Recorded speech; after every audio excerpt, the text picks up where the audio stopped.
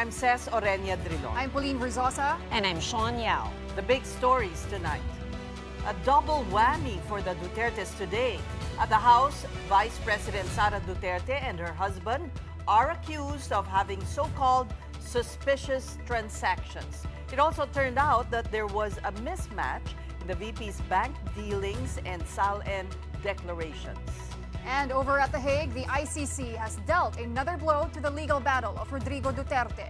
The International Court has upheld its ruling that it has jurisdiction over the former president's crimes against humanity case. And there are fears of a leadership vacuum, even a potential split in the traditional opposition bloc. That's as former standard-bearer Leni Robredo reiterated that she is not vying for a national post in 2028. Sa totoo lang, na-ghost na nga tayo. Tila, ginagaslight pa tayo. Ang mas mahalagang tanong ay kung nasaan ang pera. At noong 2019 at 2024, kahit na 5 po, wala po siyang dineklara na cash at saka cash on hand. Tama po ba?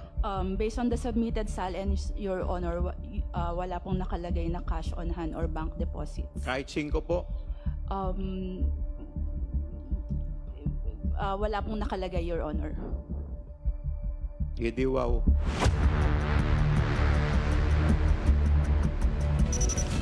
Vice President Sara Duterte's finances came under scrutiny in a marathon hearing at the House today.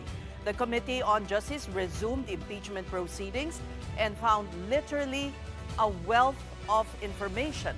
Billions in bank transactions shared between the VP and her husband. Questions were also raised on why Duterte stopped declaring liquid assets in her SALNs since 2019. The big story tonight from Mobile Journal, Amy Atienza. Let the evidence speak. Let the numbers testify. Let the chips fall where they may. Justice Committee Chairperson Jervy Luistro gave this statement as the House panel opened the third hearing on Vice President Sara Duterte's impeachment case. Wednesday's session centered on the VP's wealth from her statement of assets, liabilities, and net worth or SALNs and other financial documents. The paper trail did reveal staggering numbers, a whopping 6.77 billion pesos in bank transactions. The amount reported by banks to the Anti-Money Laundering Council from 2006 to 2025 passed through VP Duterte's accounts and those of her husband's Mans Carpio. AMLAC Executive Director Ronel Buenaventura presented the data under subpoena. Of the total reported transactions, 4.4 billion pesos flowed into the Duterte couple's accounts, 3.77 billion pesos in Vice President Sara's accounts, and 2.99 billion pesos worth of transactions under the name of Attorney Carpio. The data came from 630 covered transaction reports and 33 so-called suspicious transaction reports that banks are required to file with the council.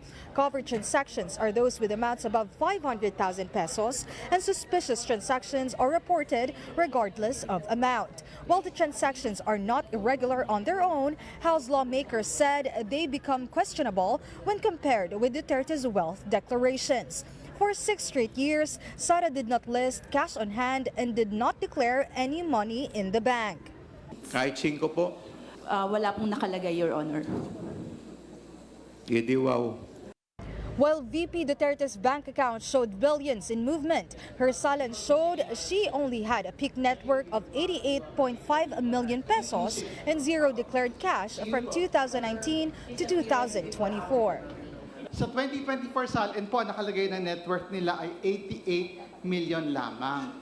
Bilyonaryo pala sila. Sabi nga po ng isang wise man from the 3rd District of Manila kanina, di wow. Ang sabi naman po ng bakla na akbayan, sila na. The SALNs presented by the Office of the Ombudsman also showed how the Vice President's net worth grew. From 2007 to 2012, Duterte declared cash on hand and in-bank ranging from 2 million to 4.32 million pesos. From 2016 to 2018, the figure was around 3.75 million. Then from 2019 onwards, Duterte stopped declaring cash on hand altogether, even as her declared net worth kept climbing from 55.6 million to 88.5 million pesos by 2024. At makikita po natin dito na kahit mag-usap po tayo sa total transactions, mag-usap po tayo sa total inflows, kahit mag-usap po tayo doon sa total investment activities ng ating pong pangalawang Pangulo on her transactions, hindi ho magbabangga doon po sa kabuuan ng kanya pong net worth at 88 million at doon po sa mas maliit pa nga na mga net worth in a previous reporting. Ang nakakapagtaka po, Madam Chair, para yatang hindi nagtutugma yung kwento sa kwenta. In the middle of the hearing, Sagip Party List Representative Paulo Marcoleta questioned the release by AMLAC of the VP's financial data. Marcoleta stressed that sensitive bank data should not be made public without a court order. But to stay within the country's bank secrecy laws, the Justice Committee subpoenaed the AMLAC's reports rather than the bank records directly. Iba po yung exception sa court order sa exception in cases of impeachment. And I believe that the reason is very clear because we are here speaking of accountability of public officers. Aside from the 33 suspicious transactions, AMLAC also revealed that they received 44 confidential reports from banks from 2017 to 2026 related to transactions allegedly linked to drug trafficking, graft and corrupt practices, and malversation of public funds. This apparently is related to what emerged in the hearing of the Quad Committee on the drug war of former President Rodrigo Duterte and the alleged involvement of VP Duterte's husband, Mans, in the 6.4 billion peso shabu importation in 2017. Meantime, the House also summoned Sonny Trillanes. The committee asked Trillanes about his allegations of the unexplained wealth of the Dutertes, which the former senator said came from drug lords. Ang kopya ng summary ng mga transaksyon sa bangko na nagpapakita ng mga payout ng kilalang drug lord na si Sammy Uy, kina Sara Duterte at sa mga malalapit na miyembro ng kanyang pamilya ay kalakip dito at ginawang bahagi ng salaysay na ito bilang Annex I. Si Sammy Uy ay isang kilalang political contributor ni Rodrigo Duterte at kilalang kasama o kasosyo ni Michael Yap. Trillanes claimed the amount reached 2.4 billion pesos from 2003 to 2016. He even has evidence of transactions involving other members of the Duterte family. Bukod sa mga dokumentong may kaugnayan sa mga accounts ni Rodrigo Duterte, binigyan din ako ni Ginoong Dimesa ng mga dokumentong nagpapakita ng mga bank accounts at bank transactions ng mga anak, manugang at common law wife ni Duterte na sina Sara Duterte, Paulo Pulong Duterte, Sebastian Baste Duterte, Maneses Manscarpio, Celito Hanilet Abansenya, kasama ang kanyang anak na si Veronica Kitty Duterte. VP Duterte again skipped the impeachment proceedings, and a response from her defense team was not immediately available. Duterte has now been absent from all 3 impeachment hearings since the Justice Committee began proceedings on April 14. Kapatid Amy Atienza, we are One News. Today, for the first time, the public got an official look inside the bank records of Vice President Sara Duterte and her husband, attorney Manasseh Scarpio. The Anti-Money Laundering Council, or AMLAC, flagged 663 transactions in 2 decades of banking activity. Here are the 5 things you need to know, according to One News business editor Regina Lay. Number 1. Covered transactions are not evidence of wrongdoing. The AMLAC reported 2 kinds of transactions: 630 covered ones and 33 suspicious ones. A covered transaction is any single deal worth more than 500,000 pesos within a banking day. Banks must report it automatically. It does not automatically mean, though, that something is wrong. On the other hand, a suspicious transaction has no minimum amount. It gets reported because the bank itself saw a red flag. Among the reasons banks do it include funds that don't match the client's profile, an unclear source, and possible structuring to avoid detection. The record spanned 2 decades, from October 2006 to January 2026, and that covers her time as Davao City Vice Mayor, as Mayor, and now as Vice President. Number 2, the SALN mismatch is the story. Duterte's 2024 SALN declared a net worth of 88.5 million pesos. That is the highest that she's ever reported in her years as a public official. But AMLAC records show 6.77 billion pesos in transactions flowing through her and her husband's accounts from 2006 to 2026. In addition, from 2019 to 2024, that's 6 straight years, the Vice President declared zero cash on hand and zero bank deposits in her SALN. And during those same years, AMLAC found over 230 million pesos in transactions in her accounts. And this matters legally. Recall that in 2012, Supreme Court Chief Justice Renato Corona was removed from office for failing to disclose assets in his SALN. And in 2018, under former President Rodrigo Duterte, Chief Justice Maria Lourdes Sereno was also ousted over her SALN, and at that time through a quo warranto petition.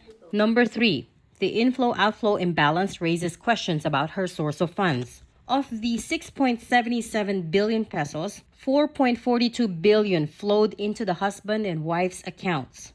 Only 1.55 billion pesos flowed out, meaning almost 3 times more money came in than went out.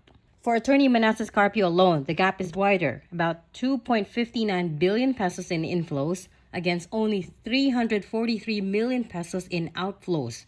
That's roughly 7.5 times more coming in than going out. Now, in forensic accounting, large unexplained inflows are the number one red flag for source of funds questions. Under Philippine law, once unexplained wealth is raised, the burden shifts to the public official to explain the gap. Number 4, undetermined funds can be investigated further. A chunk of 791 million pesos could not be classified as either inflow or outflow. The AMLAC labels transactions like this as undetermined when the reported data is incomplete or ambiguous.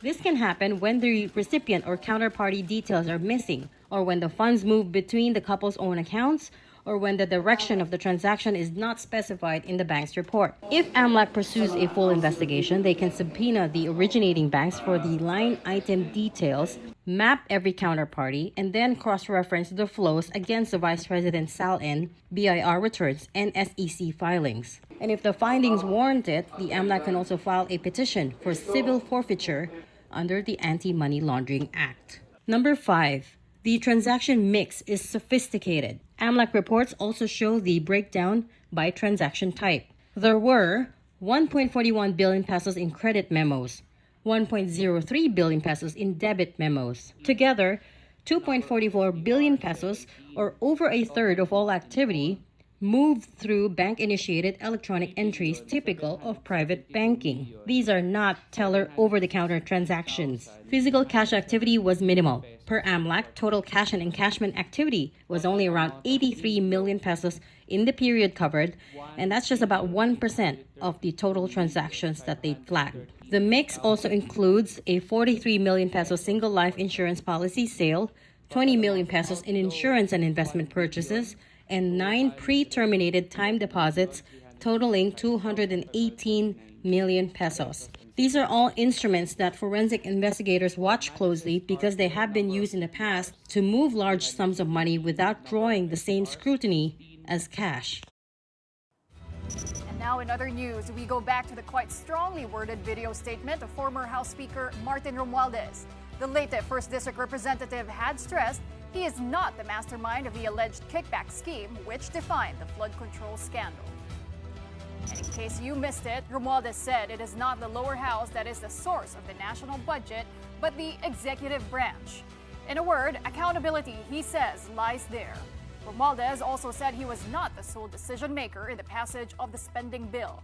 He then pointed to former House Appropriations Committee Chair Zaldico and former Senate President Cheese Escudero. The two, Romualdez insisted, sat at the BICAM where the House and Senate versions of the budget were consolidated. Escudero Co. and even Malacanang have yet to comment on Romualdez's pronouncements, but Navotas Congressman Toby Tiangco did have a rebuttal, saying it is impossible that Romualdez did not know about the budget insertions. Tiangco likewise believes the burden of proof does not lie on President Bongbong Marcos. Sabi nga ni Zaldico, everyday magkausap sila ni former Speaker Martin Romualdez. So posible ba na hindi niya alam yung pinagagawa ni Zaldico? Yun lang naman yung akin. No? At hindi totoo yung sinasabi na yung corruption ay dahil doon sa implementation sa executive branch. Ulitin ko, yung bentahan ng proyekto, nangyayari pa lang yan doon sa budget deliberation sa House. Wala naman dapat ilaglag eh. Di ba? Wala naman dapat ilaglag eh. Because very clear yung sabi ni Presidente, they will prosecute yung DOJ will prosecute based on where the evidence leads them. So hindi yan laglagan. Ibig sabihin, ginagawa lang ng presidente kung ano yung dapat niyang gawin bilang presidente. Mum is the word as well for Ombudsman Boying Remulla, whom Romualdez said should be impartial. Remulla, though, reiterated that the lawmaker cannot leave the country since there's probable cause to charge him with plunder, bribery, and money laundering over the flood control mess. And now let's discuss this further with our first guest tonight. And joining us again is Navotas Representative Toby Tiangco. Good evening, Congressman. Congressman, can you hear us? Welcome back to the big story. All right, the signal isn't very good, but while we're checking, well, our first question is supposed to be why only now, but then because he was alluded to by the former speaker, right? So He was actually directly mentioned. But, okay, well, let's set some context. We did play some clips of his earlier interview on TV5 with Ruth Cabal, where he explained that there were actually 56 vice chairmen of the Budget Committee, each vice chairman in charge of one department. of one department, yeah, right, of right. whose budget that they have You to wonder defend. why there's so many vice chairs, right? Yes, yes. Mas maraming department. Department of Education, Department, and each one gets a champion vice chair. And the former speaker here also alluded to Congressman Toby Tiangco, saying he did not raise any of those irregularities that he pointed out during the budget deliberations. But in that interview with Ruth Cabal, Kong Toby said that the majority members were not allowed to say anything. If you remember, it was more of the minority members who were questioning some of the irregularities. So we're going to clarify that again with Kong Toby later. But it was last year that he broke away Yes. from the speaker. So, well, it was triggered really by the speech of the president. Mahiya naman kayo Right. in his sona. But also that video of Martin Romualdez, it's a little bit over 11 minutes long. He did deny a lot of things, saying na wala daw siya sa BICAM, wala siya sa small committee deliberations. So, I don't know how this will be disputed, but largely I think everyone perceives it to be a reply, to all the videos that Zaldico has released. It's very strange, though, the timing, as pointed out by many observers. The former speaker has been quiet for so long and suddenly issues a video statement. So now, okay, we have the man of the hour, Navotas Representative Toby Tiangco. Good evening, Congressman. Yes, good evening, Ses. Mas okay na ba yung signal ngayon? Yes, better. Okay. Yeah, pasensya na, nasa kotse lang Oo ako. nga, mobile ka eh. All right. The tables have been turned by the former speaker pointing now to the executive. I don't know if he necessarily means the president, but he has a point. Some members of the cabinet of the president may be also answerable. Hindi, pero hindi tama yun because ang pinapalabas niya is yung corruption na handun sa executive. Pero di ba yung corruption nagsisimula, in this case, dito sa pinag-uusapan natin 2025 budget and the previous budgets nung speaker siya at chairman ng Committee on Appropriations si Saldico, nagsisimula yung corruption pag binibenta nila yung mga proyekto, di ba? So pag binenta nila yung proyekto, nahandun pa yun sa budget process sa House of Representatives. Ang ginagawa nila doon, di ba, tinatanggal yung mga flagship projects at linalagay sa unappropriated, di ba? Tapos, papasok nila yung mga nabentang proyekto. So, hindi totoo na just because ang nagbid noon is yung executive to the DPWH na nagsimula yung corruption doon sa DPWH. Bago pa lang ipabid ng DPWH, doon pa lang sa pagbenta ng proyekto, nababayaran na sinasaldi ko noon. At ako una nagsabi niyan, pero sinabi rin niya ni Engineer Alcantara, sinabi rin ni Yusek Bernardo na ganun yung nangyayari, di ba? So ang question doon, magagawa ba yun ni Saldico nang hindi niya alam? Yan ang pinakamalaking tanong doon eh. Okay, pero bakit nga naman daw hindi ka nagsabi agad? Bakit nag-antay ka pa? Ang sinasabi niya doon na member ako ng vice chairman ako ng Committee on Appropriations. Vice chairman ako ng Committee on Appropriations. 56 kaming vice chairman doon. Number 1 yon. Number 2, never ako nasama doon sa small committee at never ako nasama doon sa BICAM. Doon nagpapalit ng mga projects sa small committee tsaka sa BICAM. Yung role ko as vice chairman is simply to defend the budget of the departments that are assigned to each vice chairman. So yun lang. Ano Wala yung naman mga akong... assign sa'yo? Yung naka-assign sa akin noong una is, I think the first 2 years, Office of the President, and then DSUD, for 3 years, 2020, for 3 years, tanda ko, ang naka-assign sa akin is DSUD. Pero on the second year, kasi nag-aaral ako noon, I went to the US, natanggal sa akin yung Office of the President. So up to the third time na I was there, nasa akin pa rin yung DSUD noon. So not a controversial department. No. Not the DPWH. And then, nung last term ko, pinadefend nila sa akin yung Department of Agriculture last minute. Kaya hirap na hirap ako doon kasi hindi ko naman kabisado yung Department of Agriculture just because may dalawang vice chairman na pinag-aawayan. So parang para hindi na kayo mag-away dalawa, wala sa inyong makakakuha nung Department of Agriculture. Ang nangyari kasi noon, previously nagde-defend ng Department of Agriculture was Congressman Tony Pet Albano. Nung naging Deputy Speaker si Tony Pet Albano, na bakante Department of Agriculture, may dalawang vice chairman na nag-aaway. Since nag-aaway sila, last minute, pero nahirapan ako doon. Hindi ko talaga kabisado yun. Ano ang ebidensya na pinanghahawakan ng ombudsman na sinasabi niyang may probable cause?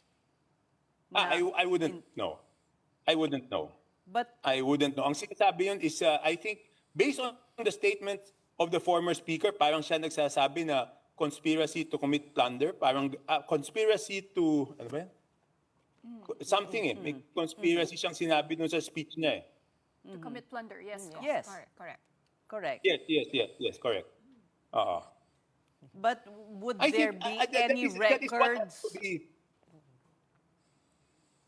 Go Hindi. ahead. The fact that, tingnan mo, sis, di ba question ko yung small committee, di ba? Sinasabi ko, bakit yung small committee na yan, na pagkatapos namin aprubahan on second reading sa House, yung budget, okay, dati pinapayagan namin yung small committee to make amendments. So ibig sabihin kahit inaprubahan yan sa plenaryo, pwedeng palitan ng small committee. Doon na nga nagkakaroon ng bentahan ng proyekto.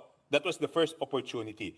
Ngayon, magagawa ba yun ni Saldi na magpapasok ng mga proyekto doon nang hindi niya ipapaalam sa former Speaker Martin Romualdez, di ba?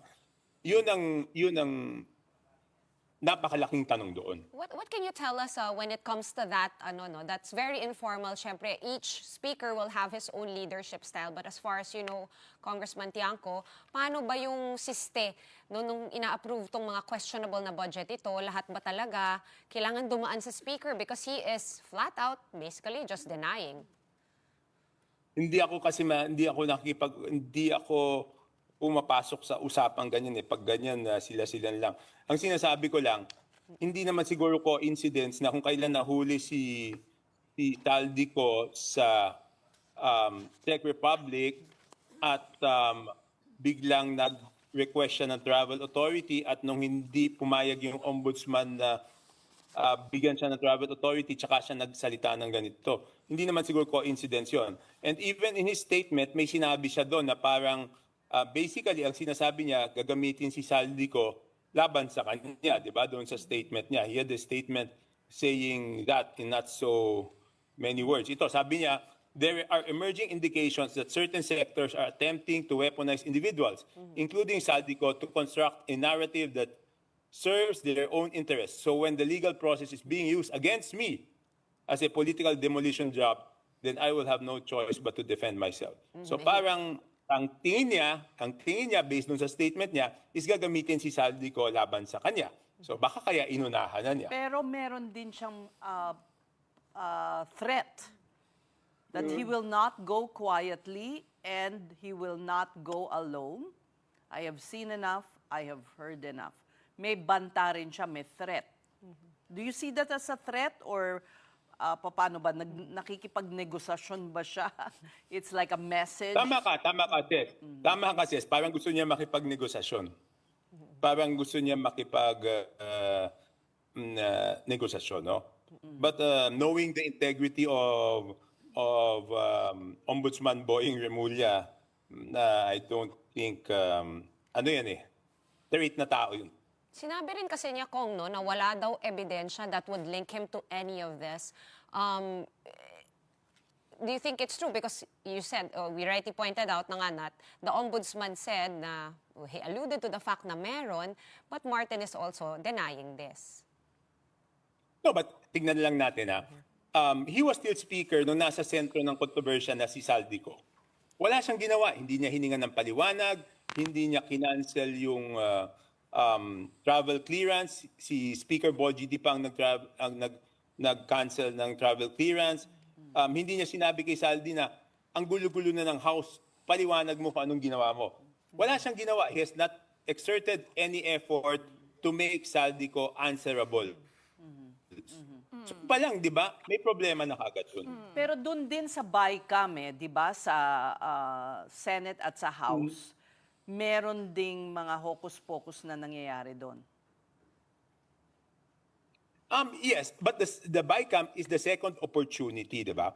But tingnan natin, let's just base it on logic. Hindi ba mas malaki yung temptation doon sa small committee kasi 4 lang kayong mag-uusap, puro congressman pa kayo, at puro takot sila kay Saldico dahil siya ang chairman ng Committee on Appropriations. Pagdating doon sa BICAM, may co-equal body ka doon na yung Senate na hindi mo naman pwedeng basta takot-takutin yon, di ba? So saan mas malaki yung temptation na gumawa ng insertions? Saka yung insertions, saan mas malaking temptation na magbenta ng proyekto? Kasi may mga legal naman na insertion. Hindi naman lahat ng insertion ay masama. Masama lang yung insertion pag ito ay ginagamit ng mekanismo para magbenta ng proyekto. And what the former speaker is saying here is that the two people instrumental in the budget process are Zaldico and former Senate President Cheese Escudero. But could it have been a deliberate move on the part of the former speaker na hindi talaga umattend and to be part of the process of the BICAM and the small committee? So para walang matrace back sa kanya na masasabi niya he was not part of it, he did not attend. Do you think that was a deliberate part? Like a cover. Yeah, deliberate move on the part of the former speaker. It could be, but I cannot believe na hindi niya tatanungin si Saldi kung ano yung nangyari. Kasi alam naman natin yung budget, di ba? Pagdating yan sa speaker, ang daming pressures, ang daming humihingi ng mga proyekto, di ba, para sa kanilang distrito. Imposible na hindi niya tatanungin si Saldi ano ba yung nangyari, paano mo sinolve yung mga concerns ng mga congressman. Di ba, even let's say the legal request of congressmen, alam nga naman hindi niya tinanong si Saldi about that, di ba? Pero Kong, so, I mean, wala namang ebidensya din linking the former speaker kay Zaldico. They have these conversations in private. So, ang pwedeng gawing fall guy din dito is si Zaldico. No, I don't think any of them are the fall guys, no?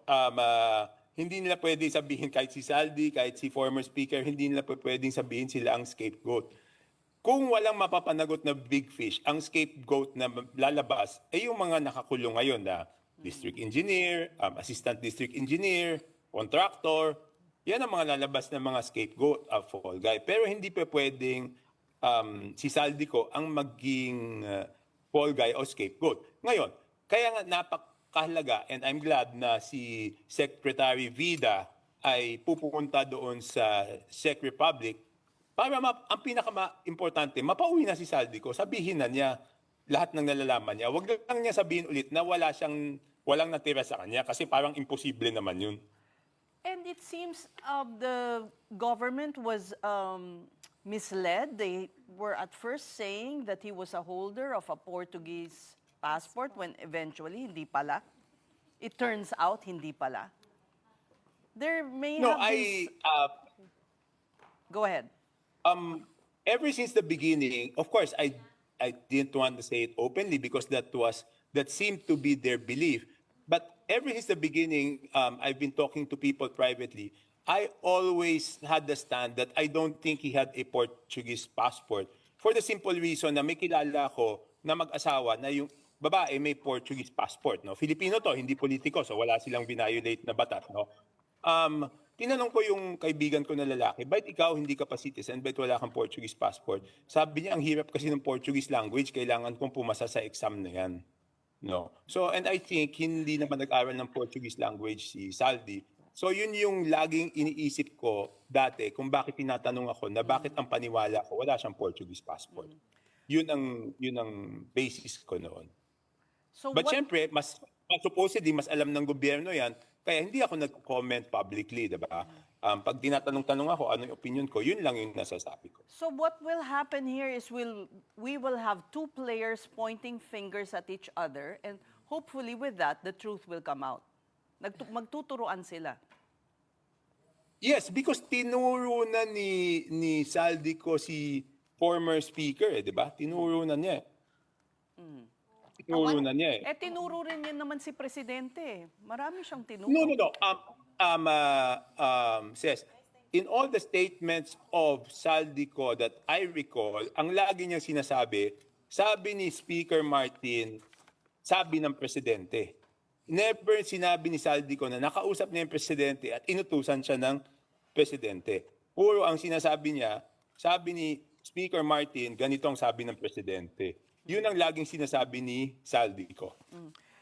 Before we let you go, what about former Representative Stella Kimbo? Does she have any knowledge of the goings-on? I don't have a personal knowledge of their relationship, whether professional or personal, with Saldico bilang senior vice chair. No? Hindi ko alam kung ano yung kaya mahirap sa akin magkomento pagdating sa small committee? Parte ba siya ng small committee? Yes, parte siya kasi ang ano doon sa small committee is the chairman of the Committee on APRO, senior vice chair of the Committee on APRO, majority leader at that time, and minority leader at that time. But I'm not defending anyone. Ang problema kasi walang minutes eh. Walang minutes, walang committee report. Nag-meeting ba talaga o ginawa lang ni Saldi yung listahan? Okay. But kasi wala na, set. Could she be a resource person?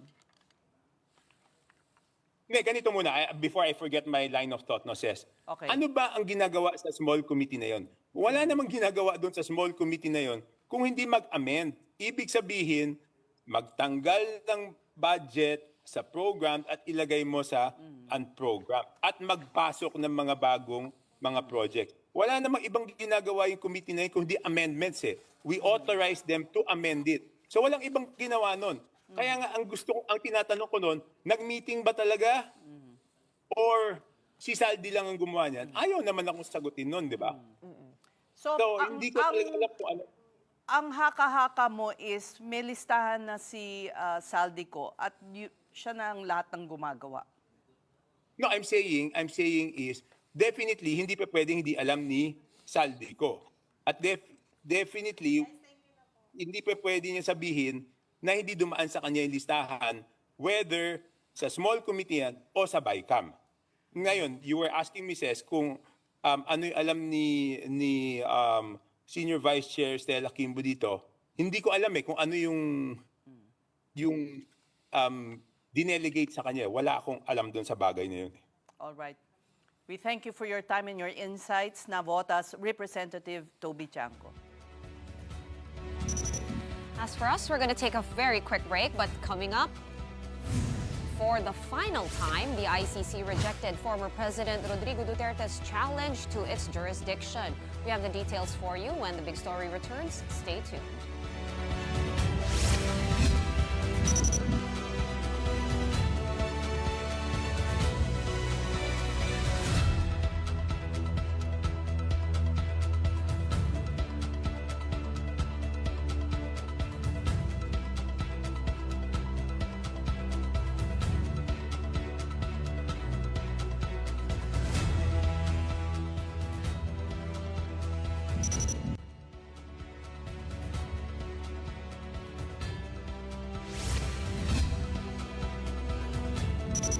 Welcome back to the big story. The ICC Appeals Chamber has upheld its decision to reject former President Rodrigo Duterte's challenge to the court's jurisdiction. Digong is facing crimes against humanity charges over his drug war.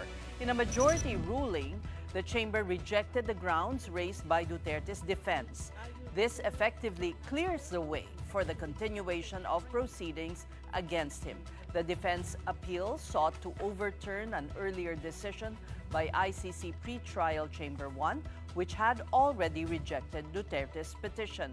But the ICC is adamant the drug war probe began before the Philippines withdrew from the Rome Statute, which shows clear jurisdiction.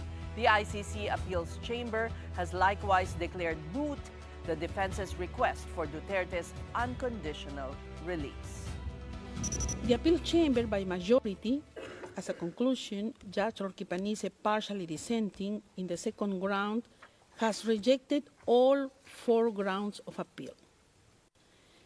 Having rejected the entire appeal, the appeals chamber considers that the defense request for the immediate and unconditional release of Mr. Duterte is moot. In the appeal pursuant to Article 82(1)(a) of the statute, the appeals chamber may confirm, reverse, or amend the decision appealed. In the present case, the appeals chamber by majority confirms the impugned decision. And here are the other stories making headlines this midweek. The Supreme Court has directed President Bongbong Marcos to respond to a petition for him to undergo a hair follicle test and other medical examinations. That's over long-standing but unproven claims of drug use.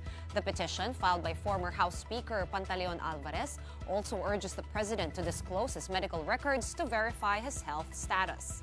The chief executive is given 10 days to file his response before the High Court. Executive Secretary Ralph Recto was also named as a co-respondent in the petition. And in another development, the Bureau of Immigration says there's no record of former House Speaker Martin Romualdez leaving the country as of today, April 22. This comes after the Ombudsman requested for a precautionary hold departure order, or PHDO, against the congressman.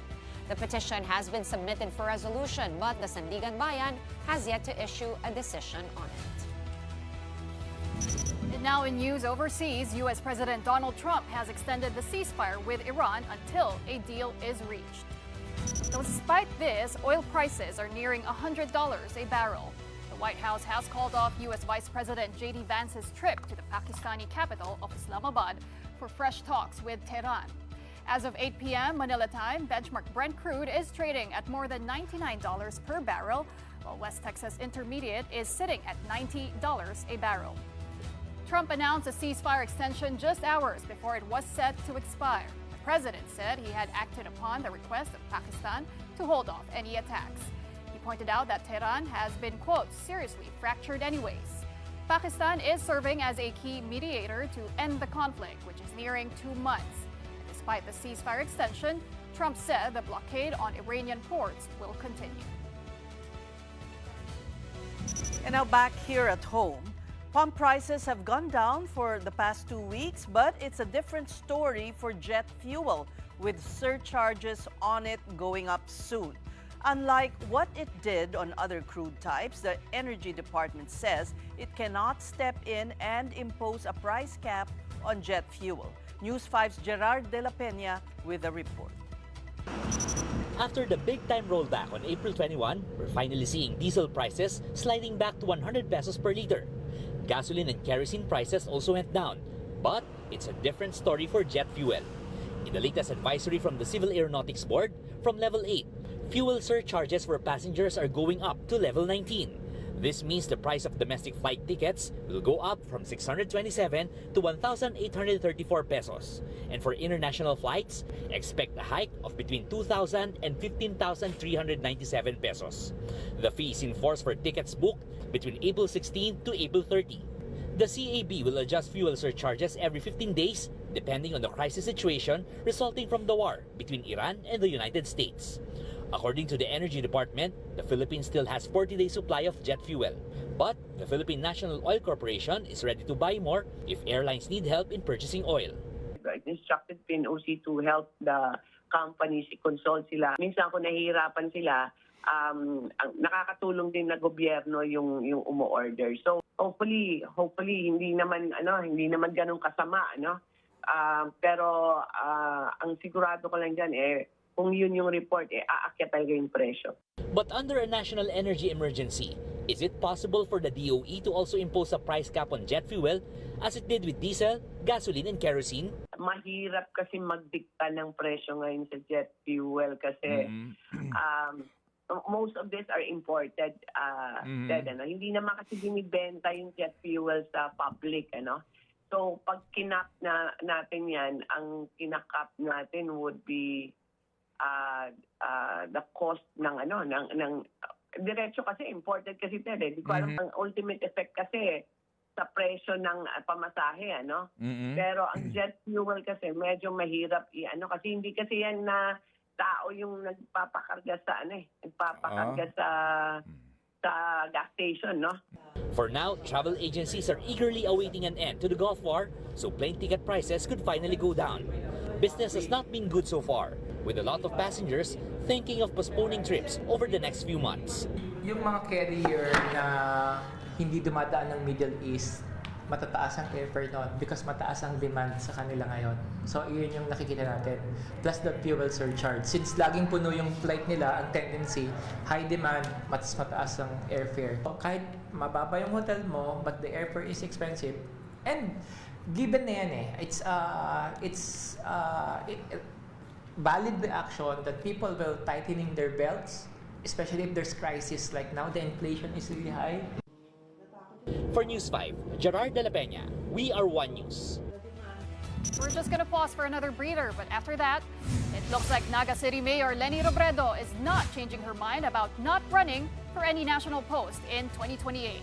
We hear from her again when the big story returns. Keep it here on One News.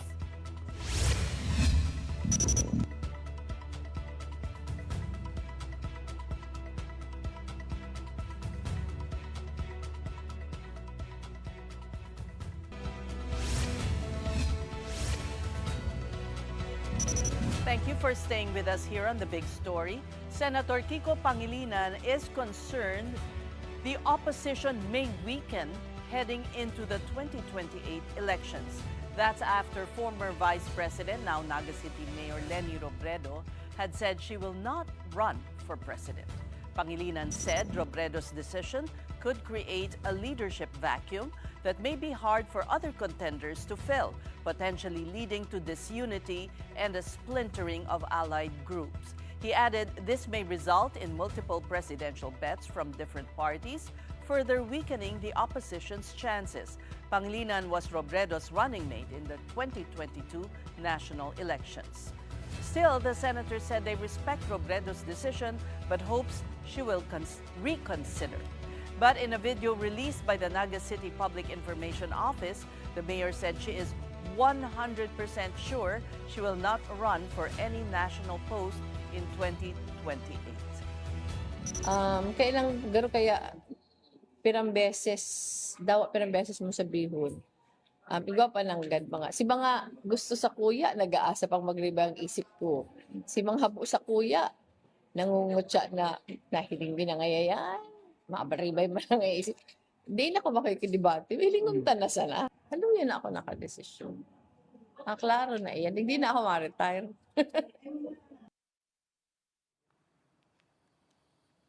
All right, let's discuss this further with Caloocan 2nd District Congressman Egay Erice. Good evening, Congressman. Yes, good evening, Ses, Sean, and Pauline. Do you share the concern of Senator Kiko Pangilinan? Yes, as of now, the strongest candidate of the Liberal Party should be Vice President Leni Robredo. Pero kung ayaw niya talaga, personal decision yon at pinakamahirap sa kandidato kung ayaw mo. So, dapat siguro maghanap na kami. Ba't kasi ayaw niyong maniwala sa kanya? Yun na nga, ako naman, it's a fact, surveys will show that she can be the strongest candidate against Sara Duterte. Pero kung ayaw niya talaga, mahirap naman din. So, we might as well look for another candidate. And you have already floated the name of Mar Rojas. Yes. Does he know that? Have you spoken to him after floating his name, Congressman? Well, there are people close to Mar who are also convincing him na baka naman handa na yung mga tao dahil nakita naman natin for the last 12 years na 9 years na nakita natin na dahil popularity naging choice ng mga tao, nagkaganito yung bansa natin. Kung baka pwede naman ipaintindi natin sa mga mamamayan, dapat ang pangunahin nating criteria is qualifications.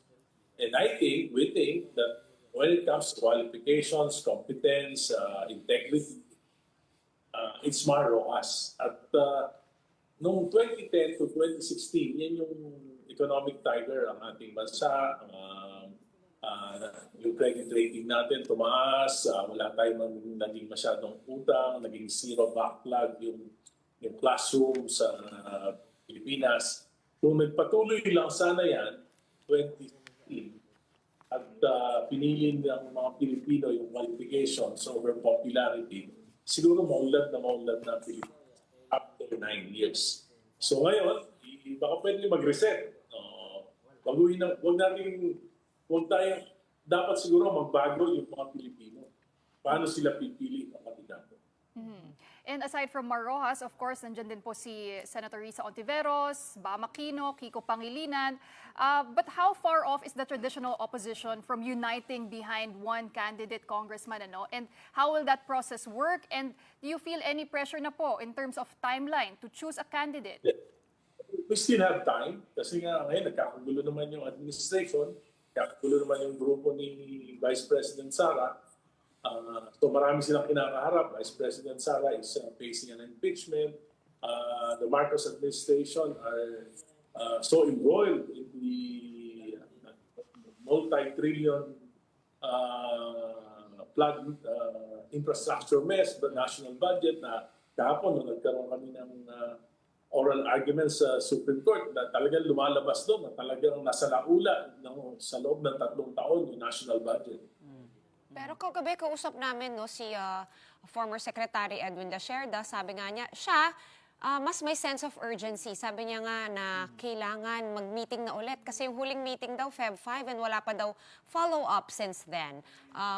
Wala kayong process to choose. Selection process. Yeah. Wala pang na-establish na kasi ang Liberal Party sa ngayon talaga naman si Kiko lang talaga ang active sa Liberal Party, si Senator Kiko. But Senator Risa belongs to another party, Akbayan. Si Bam, Senator Bam, hindi na rin, nag-resign na rin sa Liberal Party.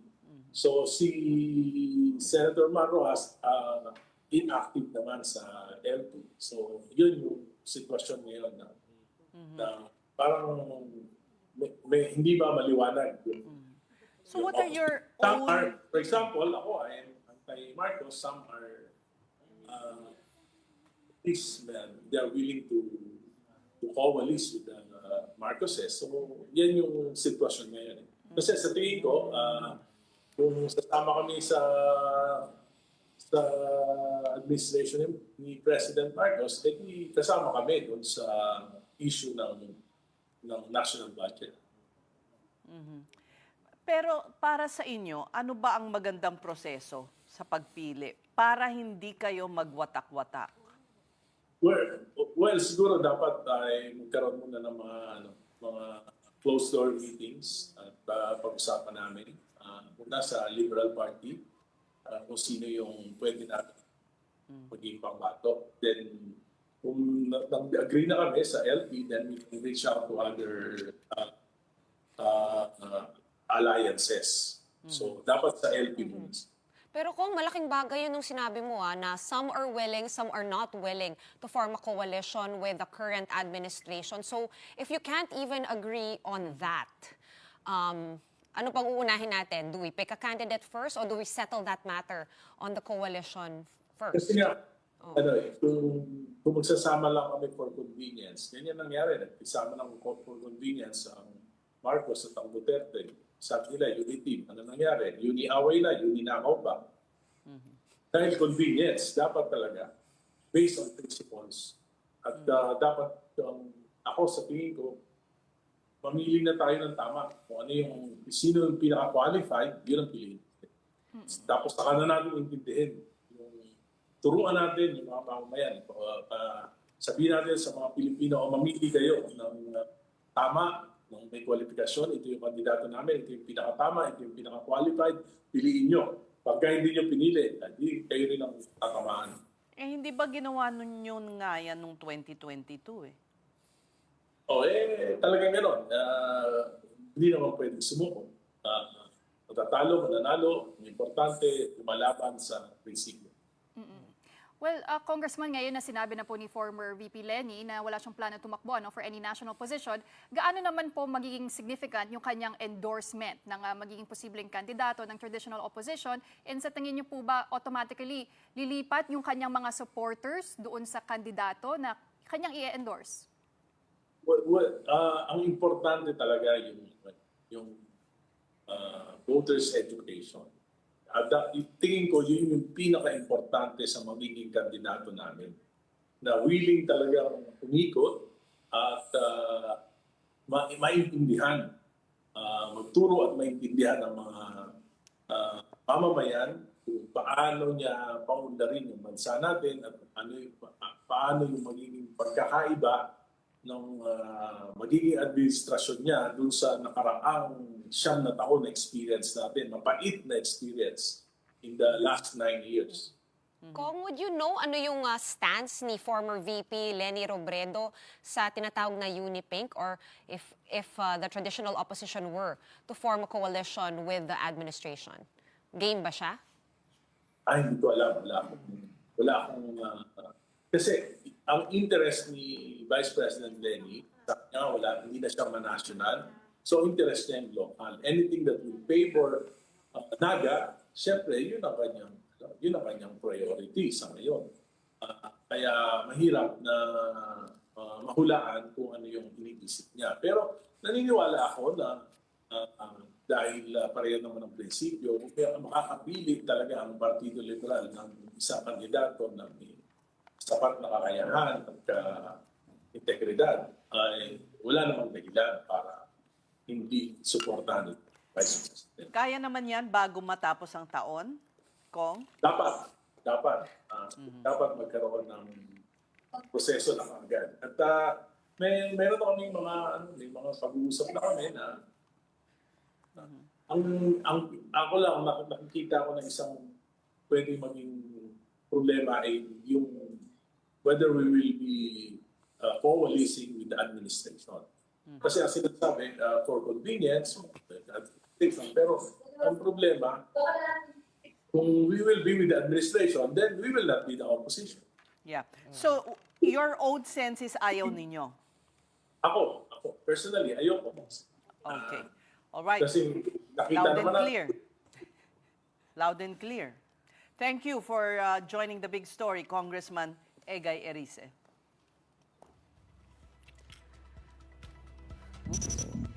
We're suddenly silent. I know. Unfortunately, that's all the time we have for tonight. That's it for the big story this midweek. Thank you so much for watching. Such an eventful Wednesday, but we are back here tomorrow at 8 p.m. and we will see you then. Kapatid, we are One News, all sides, all the time. Have a good night.